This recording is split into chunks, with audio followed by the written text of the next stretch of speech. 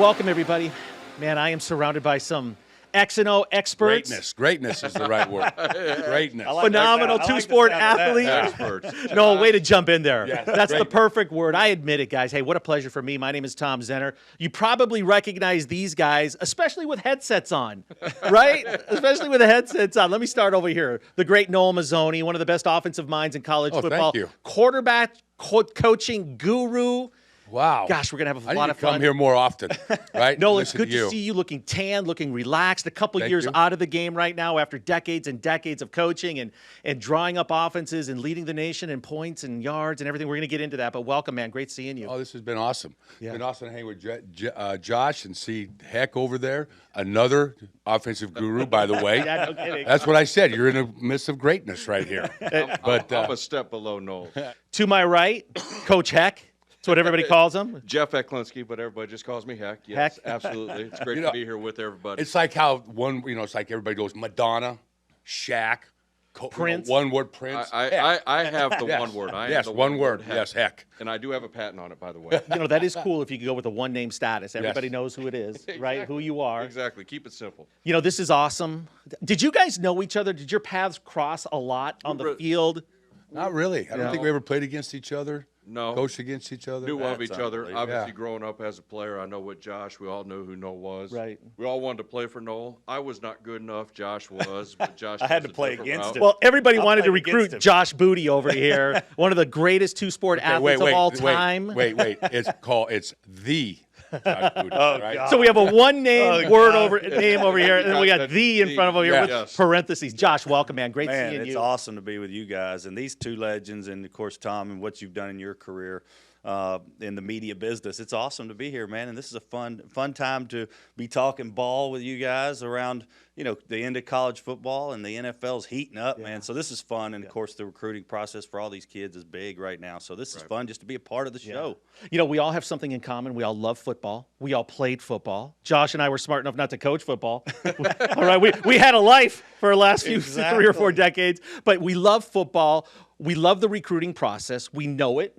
We're very intimate with the details of it, and that's what we're here to talk about today, the recruiting process, how it's changed, how Signing Day Sports is helping evolve that into something totally new that high school kids and coaches and parents really need to know about. And of course, something that's coming up on the calendar very soon is the U.S. Army football game, the U.S. Army Bowl in Texas. Noel, this is something that you've been living and breathing with. Heck, you too.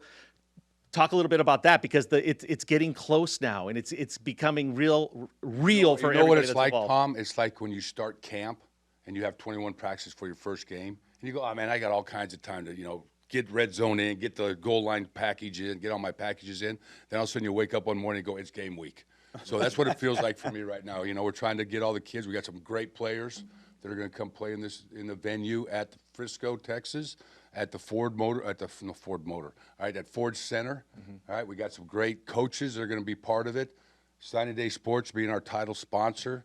I'll be honest with you, Heck has helped a ton since we kind of made this kind of partnership of just having another coach that understands all the other things when you're dealing with 80 recruits, basically, right? Well, the fun part has been looking at all the players all across the country and seeing how much great high school football there is, the great players, the great coaches that we've been able to contact with. Now bringing Josh on, as a coach and having his input and everything. It's been fun collaborating through this whole thing, and I know we're going to have Rich McGinnis on here shortly. It's just been fun to collaborate through this whole thing, seeing it come together. You're right. We're not quite to game week yet. But we're getting close. We're awfully We're getting close. Let me close. tell you Yes. something. We're awfully close. Yes. So We're ready. doing the team photos and all that stuff the week before first game week, right? Yes. And all the details that go into it, man, I can't, we're so used to just being structured on the coaching side of it. But now we're on the administrative side. That's been crazy too now. Sure, it's like peeling back the curtain, right? Yes. Because you guys show up on game day and everything's in order and ready Now, to go. when's the last time Heck had to decide what the face mask color was going to be on the helmet Hey, for the game? we're doing right? cleats. You gotta look good to play good, baby. Well, Heck, Hey, man, feel play good. Hey, by the way, what'd you go with? Pink? Hey, Green? No, heck no. Heck no. I love pink, though. Don't get me wrong. I love pink, though. Yeah. But I'm going to tell you this much. Dennis Gallo, the founder of Signing Day Sports, is all into the swag now. All into He the loves swag. it. because the kids are. You have Oh, to you be. have to be. It's a marketing machine, and the product's going to look good because we got some players coming to this deal, and so to see that many great players along with these coaches kind of fine tuning them real quick for this ball game, you're going to see some awesome stuff happening on the field. I promise you. These kids are going to get decked out. That much I promise. Yes. You. This will be the premier game as we work through all. That makes a difference. Kids look at that, and you know what? You play better when you feel you What look is it, better. Josh? Look good, feel good, play good? No doubt about it. We used to spat up just to look good, baby. You got to look good to play good. Deion Sanders started all that. That was my fault. I couldn't get the first part. Look good. Yeah. The play good was always never look going to good. happen. The You got play the good best- was never you got going to the best happen. tan in the building. It's funny because you guys coached for so many years. Did you have a lot of say in what you wore on the sideline? Did the head coach dictate it? Did you like what you wore? Did you wish that you could choose? I mean, because some teams look dialed in, and it depends who their sponsor is generally too, right? The kind of swag that you get. But was that an important thing for a coach? Did you care about how you looked like on the sideline? I've been with both. I've been with guys who dictated, hey, this is what you are, your collared shirt, and I've been with guys that day, I don't care. Yeah, same here. It's philosophy deal, Same right? here. I mean, You get culture. the Bill Belichick look. I've worked What with look those is that, guys. by the way? Cut the sleeves off. They didn't care what you were wearing. Then the other guy got to wear these pants, this shirt. I'm these shoes. a comfort guy, so I mean, I was going to wear a sweatshirt and try and be as relaxed as I could. Well, it's 3.5 hours. You don't want to be thinking about your pants, your shirt, adjusting anything. It's just go. I think it's by position too now. The DBs and wide receivers got to Oh, look my sweet. They got to gosh, look they all sweet. look Got to. good. But the linemen, they want to look bad to the bone. So it's different players, different position thinking too as well. So So, Noel, you've been traveling the country the last Yes. few weeks and Yes. bringing the excitement to these players, to their families, to their teammates, and to their schools. So, what's the hype been like? What's it been like going to these schools? Are you surprising these kids with the roster invitation? I think so, but what we're going. We did New Jersey, a couple kids in New Jersey. I actually did Musa Kane, DB is going to Duke, all right, in Blairstown, New Jersey. Okay, now for those of you who don't know, Blairstown, New Jersey, it's where they filmed Friday the 13th.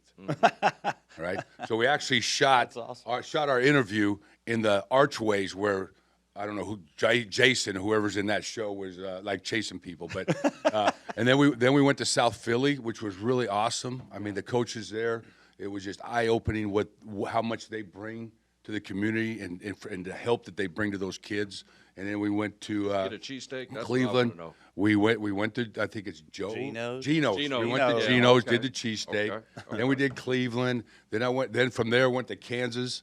Did a quarterback, Avery Johnson. Wichita. And then went to Chattanooga, and I ran into Coach Heck, met me there. So, yeah, it's been a blast. Everybody's been awesome. Anytime you tie yourself with Signing Day Sports in the U.S. Army, we just have great – it's just a great team right now we put together. Let's back up, though, because when you went to Cleveland, you were at one of the all-time greatest Oh, my God, that's your coaches. boy. That's Yeah, your that guy is over my there. guy, That's his guy. Ted Ginn, Glenville Academy.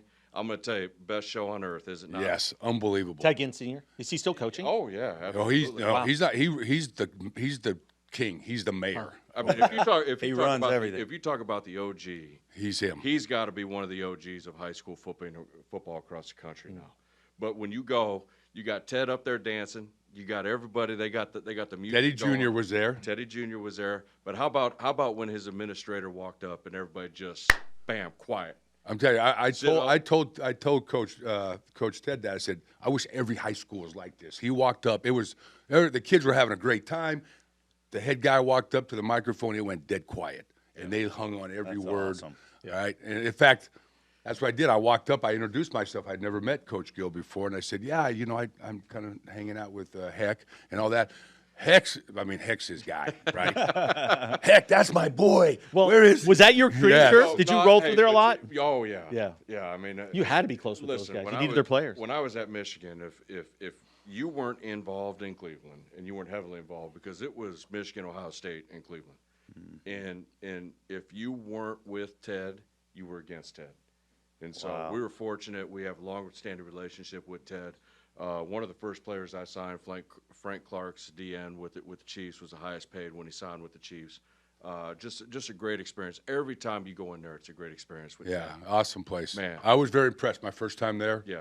Awesome. Yeah. You know what I'm kind of interested in is like you have a guy sitting here that was probably Gatorade Player of the Year, one of the top recruits in the country. Oh, USA not the Today, Junior? Super Prep. That's How- the best how- one, the USA Today. That's what you how want. have you seen Now Oh, you went through things have general, changed big time. like when you were getting recruited out of high school as opposed to now. There were none of these extra games. You know, the U.S. Army game didn't exist. How awesome would it be for the U.S. Army or you guys to show up at my high school and present me with a U.S. Army jersey in front of the student body with my head coach and my family?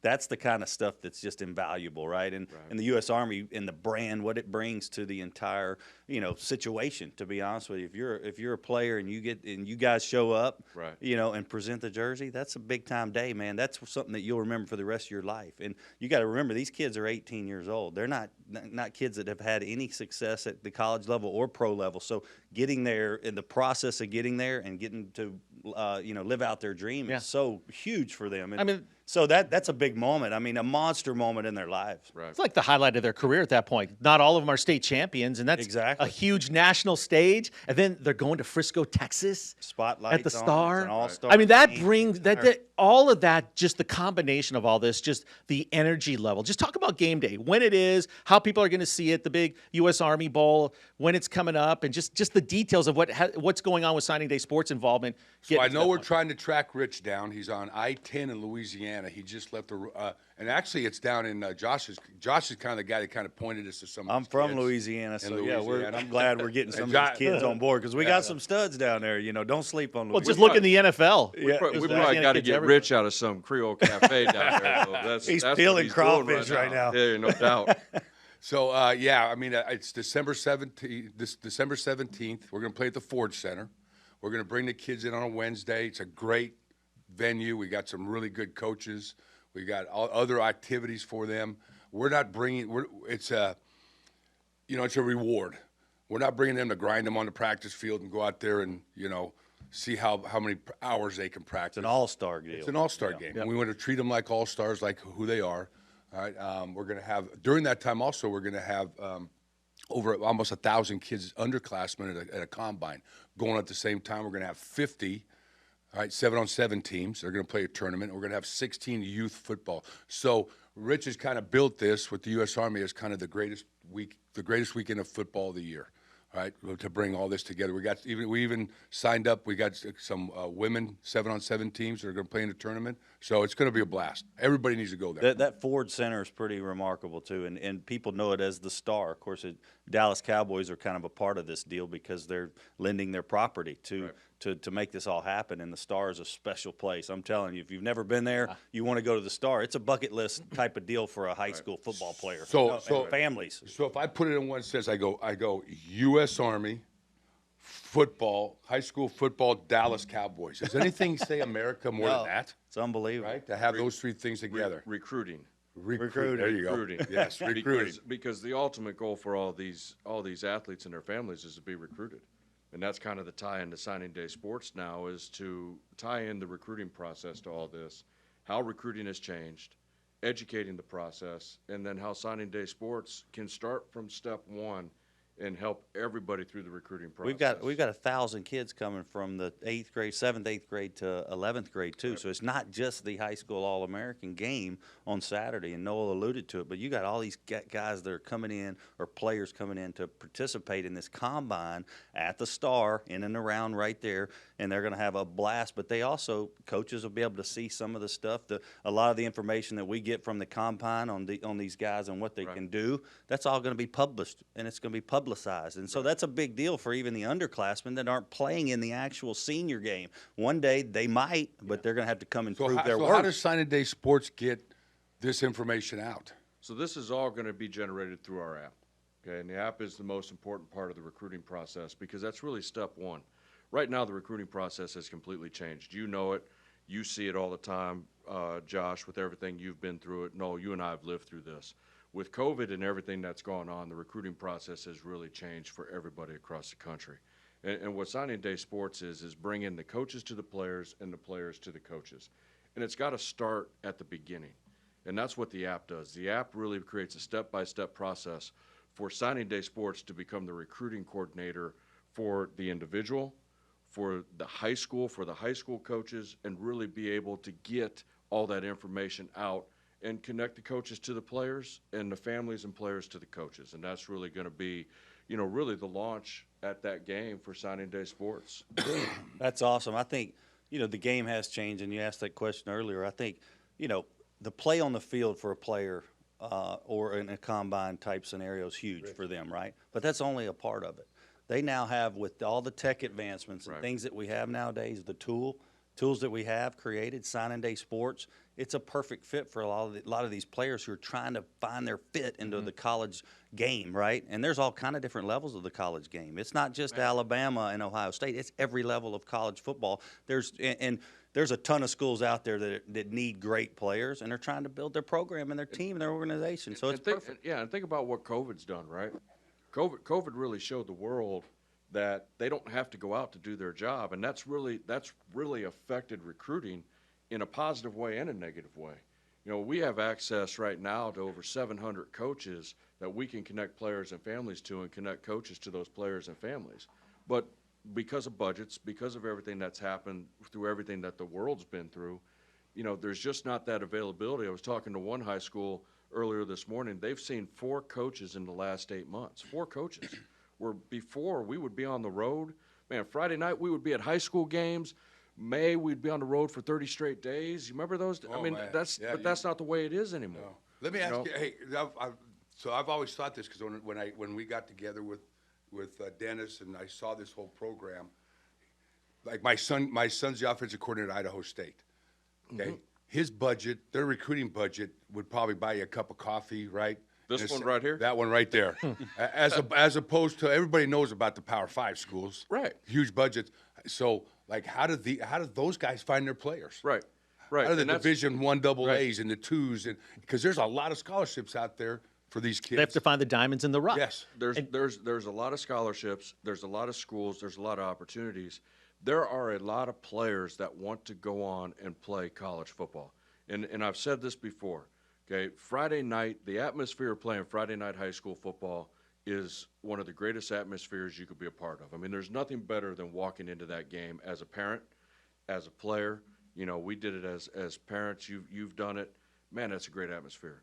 But Saturday, college football, Different deal. you will never experience it again. I don't care what level you're at. Yeah. Right. You Yep. and I have Yep. coached. You've played. Yep. Man, The pageantry of it all is Man. Yeah. unbelievable, and you've it been makes it all work. All the hard work makes it worthwhile. How many levels of baseball did you play at? All of them. Man. Single A, double A, triple A, In big every- leagues a little bit here and there. I but did it all. every level you climb. It's a step up. Tell me about that atmosphere. Yeah, I'm telling you, the college football atmosphere, and I was on the '97 World Series team with the Florida Marlins.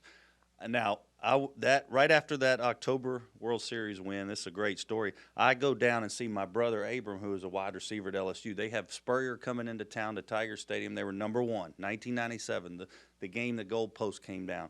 We beat That's Florida. the year after I beat you when I was at Ole Miss, That was right? 2 years before. Oh, okay. All right. You had to get that one, in, didn't you? He loves to put that one in. No, so LSU beat Florida at home in Tiger Stadium and knocked off the number 1 team in the country. Right.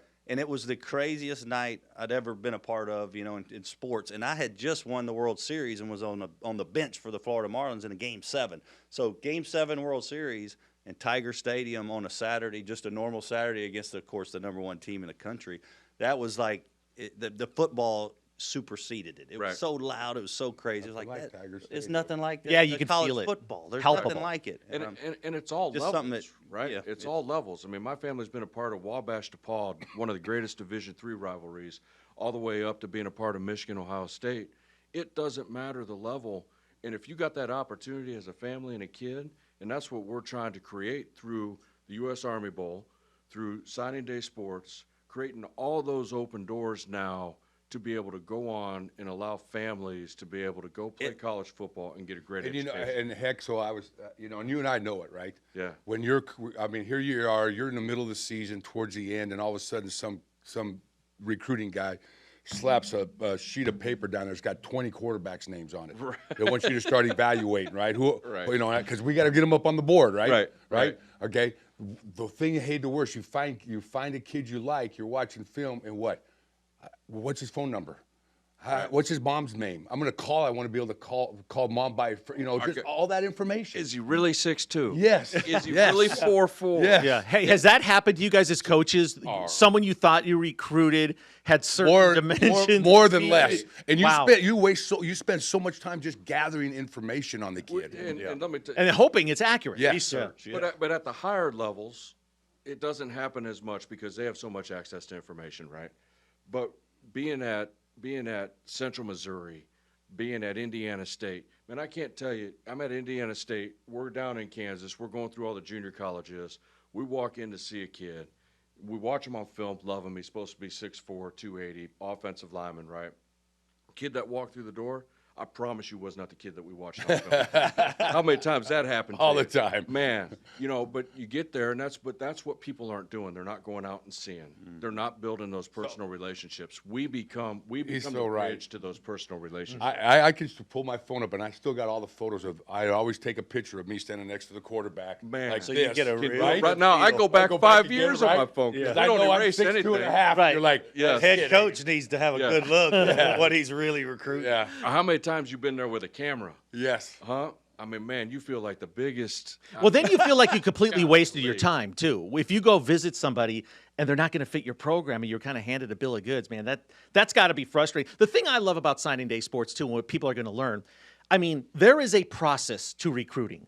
Right. You guys know that it's not just one great game, someone's going to find you.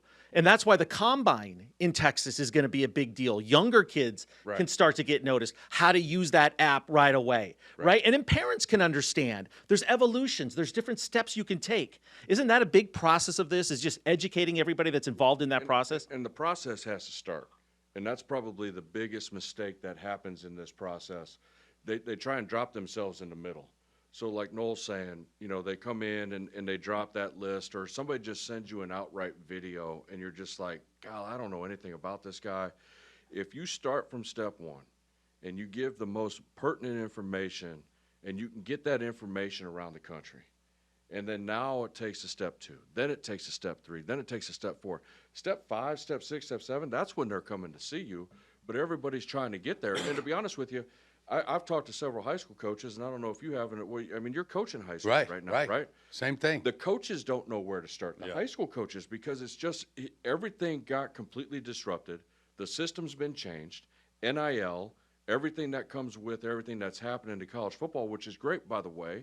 It's creating avenues to the game, but now we need to adjust, and that's where we can really step in. The other thing too, and Heck and I talked about this. All of a sudden, you've got X number of available scholarships for X number of players, right?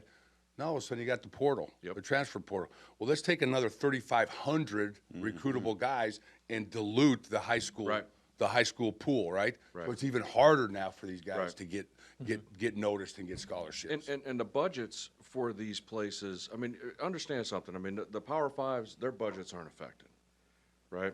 And really, the Group of 5, their budgets probably aren't affected as much as the Division IIs, the FCSs, the 1AAs. Then you go down Division III NAI. There's no budgets there to go out and recruit. There's no budgets to be able to go, because you got to think about it. It's not just going to recruit. It's housing, it's meals, it's transportation, rental cars. Man, just think about what it would cost us for 1 week of recruiting when we were nationwide, man. Crazy. And the if you're at your Power 5, you're taking the school plane. Well, right. So there's a lot of gas there. Yeah, well, you worked at those places. I only worked at one of those places. You were about 10 of them. Coach Hex was talking. I mean, coaches, their job is to find great players, right? And this is an opportunity that exists now for the player, for their family, for the head football coach. It takes a lot off of their plate, right? When they can showcase themselves on a portal that's a one-stop shop. It's never happened before in the history of college football recruiting to have an app like Signing Day Sports. So it's a head start. You want to get a head start on the process. You can't just drop yourself in the middle of your senior year because you've thrown 30 touchdowns and think Alabama's going to offer you. It's not going to happen. Right. So you need to start young, and that's why they're doing the combine at the U.S. Army game too, is to find and locate these studs all over the country that can play at the highest level, even when they're in 9th grade. I've worked for agents. I've done the agent thing. Some of my best friends are agents in baseball and football, and they're going to they're going to baseball games at 14-year-old, Premier League baseball games all over the country now, and they're actually getting these guys, trying to get them committed to their universities. These are head baseball coaches in the college ranks, right? So this is evolution of where we're at in college football, and this stuff like signing day sports and the U.S. Army game are hugely beneficial for families. Well, I think Heck said it. When he said this yesterday, I think you and I, right? Every college has a recruiting coordinator, right?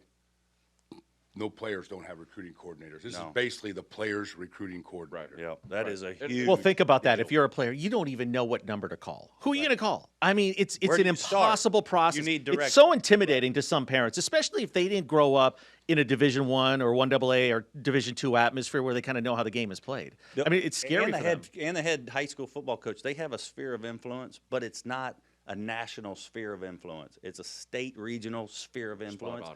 And I'm telling you, this has a national sphere of influence. That's a big deal. And I'm you telling you, it's a big deal because If I deal this with would have been when I was friends coming all out, over. I might have got to play it someplace other than New Mexico. Oh, come on, we didn't do it. Come on, Lobo. Well, think about it this way. We just talked about Ted, right? If I'm going into Cleveland and recruit, who's the first guy that I'm going to go see no matter where I'm at? I'm going to see Ted. Ted. And he's Right. going to tell you where all the players are. But let's talk about the player that's at the high school that nobody ever goes to because they really haven't been at that level yet, but yet they got a great football player and they're just trying to get somebody to come in the door to say, man, yes, I like him. Let me see who I can help him with. You know how many players have you been around where you've been like, look, I know he's not for us, but I know so-and-so, so-and-so, and so he's a good football player. Let me try and get some people involved in him. But you fly to into help get his Cleveland, Heck. recruiting.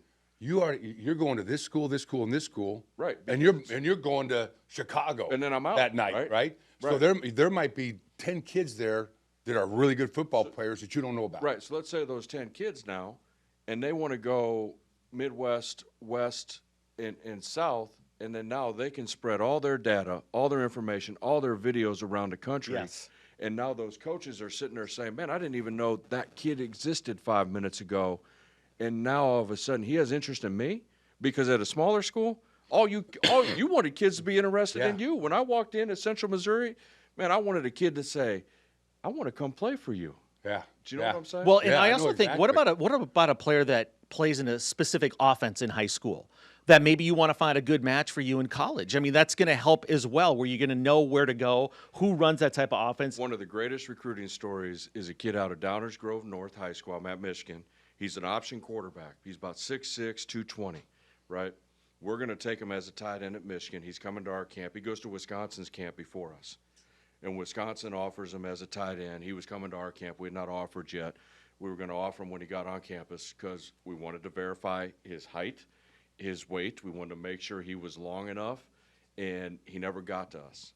Wisconsin commits him out as a tight end. He ends up starting at right tackle for 3 years, and he's still playing in the NFL. That was an option quarterback. Option quarterback. But the reason we didn't offer him was because our recruiting people wanted to see him up front, in close and personal to verify his height. We could have had that done right now.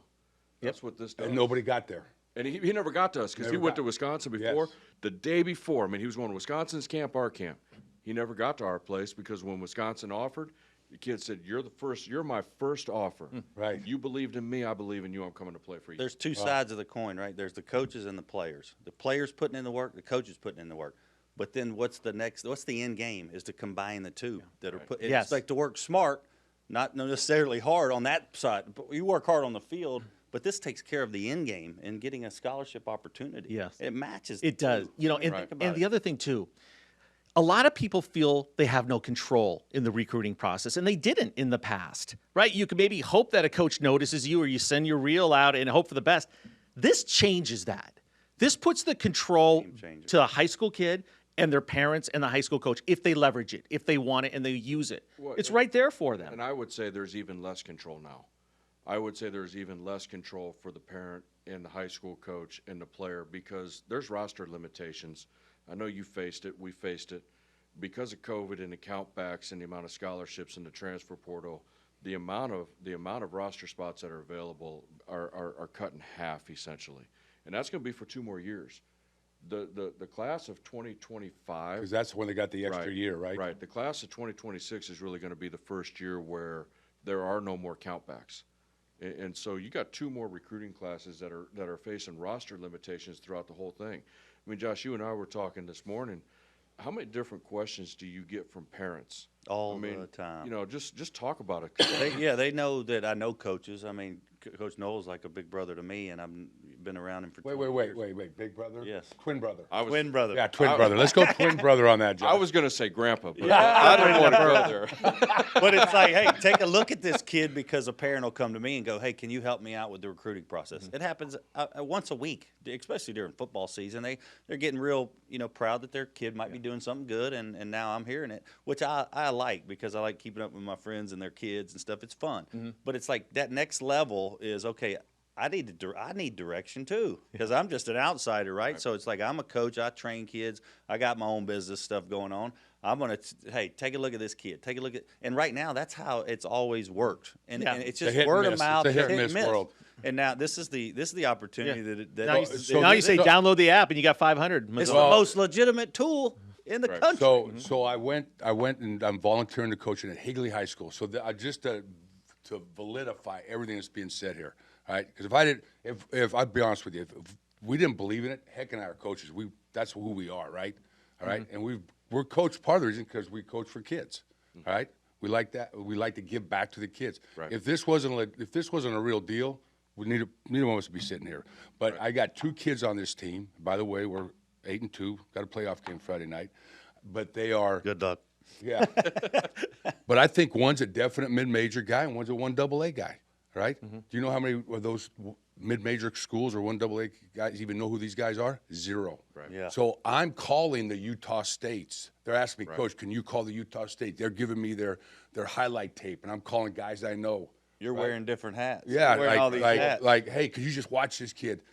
That's why it's so awesome for the kid to have this tool, right? Right. Yeah. It's a Right. connector. And what makes it different is it's personal. I mean, there's actual people here who are involved. I mean, the founder, Dennis Guile, was one of my first quarterbacks, and he's like an older brother to my daughter. I mean, this is a family atmosphere that he has created that makes it personal, which recruiting has to become personal. We've recruited how many kids? You chose to go play for people who you felt cared about you and you had a personal connection to, and that's what And we're plus, creating that personal connection. Plus, right the there. guys in that office have all lived it, Oh man. dreamed it, died it. We've done it all, right? Oh. We've been on the road recruiting. I mean, we've got 80 years, 70 years of recruiting, guys that have played. It's not a bunch of guys sitting at some recruiting service that are watching film and decide. It can change the trajectory of your life as an athlete. And a It really family. can, And and a your family. family, Yeah. and the Right. course of history, Without a doubt. your legacy and everything. And the people that are part of signing day sports, college football, it's a small family. I mean, people are connected, right? You guys worked so many different places. The trees just kind of come together. So chances are you're going to know somebody when they're making the calls for you at signing day sports. I mean, they know exactly what to say. They know exactly how to get a hold of these coaches. They know exactly how to get them the video. I mean, it's a no-brainer for a kid. This would have been, when you and I were growing up, no, this would have been great for us because we weren't heavily recruited like these two over here. Superstar high school quarterback in Hold Chicago. on, but you got to tell the story. You got to tell the story of what you did when you went to junior Yeah. college. So Tom, hey, It's a good story. we got 4 guys sitting around the table that have done some pretty spectacular things. I mean, World Series champion, right? But I mean, how many big games, big time games? How many Big-time big time bowl quarterbacks. games? Yeah, I mean, Coach of the big house for many but, years. But you've got a unique story. Tell them your recruiting Sure. story when you were in junior. I would be the perfect person for signing day sports at the time. Well, I believe I am in a number of different ways because I have kids that are athletes now. My older daughter played Division I soccer at Pepperdine. Big Dash. And then I got Dash, my 13. By the way, I have a 13-year-old son. His name is Dash. He's a good athlete. Noel saw him when he was 1 throw a football. And Noel goes, he looks at me and my wife, Sean, he goes, wherever I'm at, and he's 18, he has a scholarship. He goes, I'm not joking. He's got a That's scholarship. because the earliest he was a sportscaster, and I was trying to get him to say nice stuff Oh, about me. BS, Dan. Hey, so my son because Dash. we know which direction When that goes. my son was 6 and 7 years old, he'd be walking around wearing a UCLA jersey. Then he's wearing a Texas A&M jersey. He thought he was going there. Now you had to stop coaching. What the hell are you thinking, man? I'll take him at Higley High School. Okay, so here's my story. Right, my older daughter played at Pepperdine, so I understand the soccer recruiting and one day signing day sports is going to be in all the sports. It's going to, help kids that play any type of sport. My 16-year-old daughter is a track athlete, and she's going to be a Division I athlete. So Right. I'm in the middle of it. But when I was growing up, all I cared about was football and high school football and getting out. I wanted to get out. I grew up in a small town in Minnesota, and I just wanted to. Basically, I wanted to go to California where the weather was warm. I didn't want to play cold weather football anymore. But no one was going to recruit for me. I was going to get recruited out of high school, not to a Division I big-time schools, even if I had a lot of success. So I ended up playing basketball right out of college, or right out of high school. And after 1 year, I knew I was done. I'm going back to football. So I had to go to the junior college route. It was the only way for me to do it. So I picked the best JC near me. It was Normandale in Minnesota, in Minneapolis. And they were a powerhouse. And I went and I became a running back. And it was a wing T offense, right? So when I was talking about specific offenses, and I ended up having a lot of success. I broke the all-time junior college single-season touchdown record and career record. O.J. Simpson called me, by the way. There was a front-page story on the USA Today when I broke his record. Right. It was pretty crazy. And I know guys, because Ron Springs' record you broke too, I know guys who coached Ron Springs in junior college. Oh, yeah. And they would talk about him all the time. Hey, you know the best part about holding these records? They'll never be broken, because if someone's really good, they're gone after 1 year of JC. Yeah. I stuck around 2 years. And Normandale doesn't even play They don't anymore, even play anymore. Yeah, no doubt. So I feel secure. If you're really good and going to break my record, you're going to leave after 1 year. But my coach didn't know how to recruit or help me. And all I knew is I needed to go Division I. Minnesota wasn't recruiting me. So I told my coach, my junior college coach, hey, give me the key to your office and your Watts line. Remember the Watts line calling Yeah, card? yeah, absolutely. He said, 13 no numbers? problem. Yep. Yep, no Yep. problem. Yep. So I went into his office at night, and I'd call colleges all over the school. I'd say I was the running back coach at Normandale, and I'd say, hey, have you seen Tom Zenner? Have you seen this? Well, let me send you out his stats. You got to check out his reel. I would send out my reel, and it worked. I lined up the recruiting trips. I said, I'm going to sign with the first school that gives me a scholarship. That's amazing. And it was Bob Cope at the University of Pacific. Right. And then my position coaches were John Gruden, Hugh Jackson, and Charles Davis during Was those. Walt Harris there then? And Walt Harris Yes. replaced Bob Cope. Yes. So I totally, this is such a no-brainer. And then it just goes even beyond what you would think would be practical and be great. So So what you said was a key, all right? You were the running back coach calling, so they listened, right?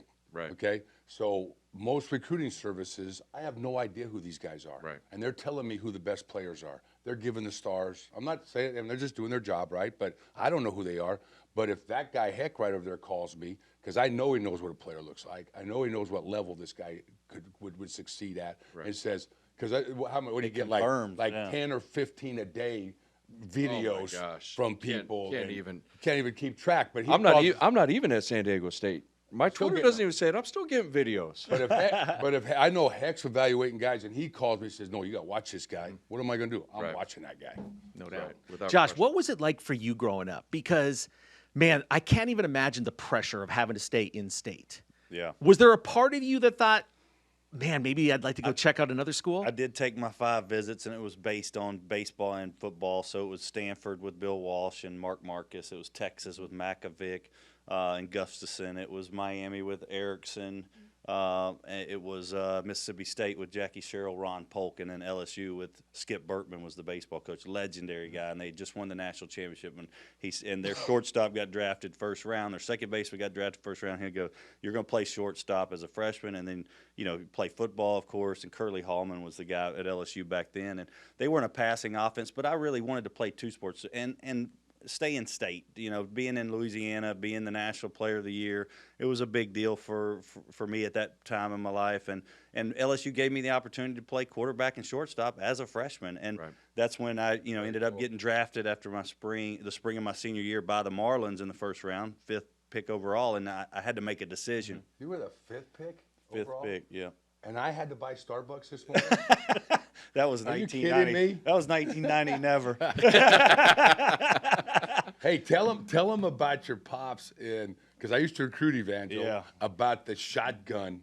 What was the quarterback? Brock Berlin. Berlin. Yeah, we did the Went to my- 9-yard. Yep. So the 9 yards deep is a big deal for Evangel Christian. We broke national records, and I was able to break the national passing record in high school history And it was because we went to a 9 yards deep shotgun, and it was almost like a small punt formation, you know. And I was back there. We didn't have the linemen to really block like some of the bigger inner city school kids. But we had 4 or 5 wideouts that could run routes and make catches and make plays. So they just put me 9 yards deep, and we started going no huddle with the wristbands. Now this is way before anybody did any wristbands. No huddle. This is before the Franklin This system. is 19. Yes. Yeah. I know you know what that is. the Franklin system. This is But, like so when you 1990. recruited Evangel, their quarterbacks, they're 12-yard curl, right? There's 12-yard curls. They're throwing like 28-yard curls. about it. Right? I mean, the and you're strain going, on your you're arm going, over oh, the this course kid of can throw Yeah. on a curl route. You had to. You had The to. Marlins looked at that and said, Yeah. We need a third baseman. That's one of those things that you think could revolutionize football with the success you had. Well, there were some college coaches came in and would try to replicate what Evangel was doing at the college level. Spurrier tried it, Leach. They were doing a lot of crazy stuff to try to say, will that work, you know? And I think they fiddled with it. It never really took off in the college game. But the college coaches were actually wanting to understand how that was working so But the well. tempo stuff did. I remember The watching tempo all your stuff, games. yeah. And- Did you and guys ever wristband, run the so- ball? Yeah. We ran the ball, but it was a lot of direct snaps. So we'd put an up back, you know, and then we would motion him out to 5 wides. But it was spread, no huddle too. And even the linemen had the wristbands. Now this is before any of that. Nobody was doing it. No one was doing it. So Right. we all wristband, and we would just go and nonstop. it kind of went viral with Brock. It did. Because that's kind of when, media was starting to really get out there. 2000 Things was the were- year yeah. that they really took a turn. The media took a real turn to help those, the popularity of it. But we also were getting kids at that point because we'd won 4 or 5 titles in a row, and all the kids were coming to Evangel, being a private school. They could come from all over. So it was kind of like modern day or something where kids can come in and play in a system that was fun. Hey, Josh, talk about Generals and his recruiting. Yeah. So That's an interesting. Yeah, my nephew General is a redshirt freshman quarterback at OU with Jeff Levy and Venables, and he signed with OU last offseason. So this is his first football season in uniform, but he's redshirting.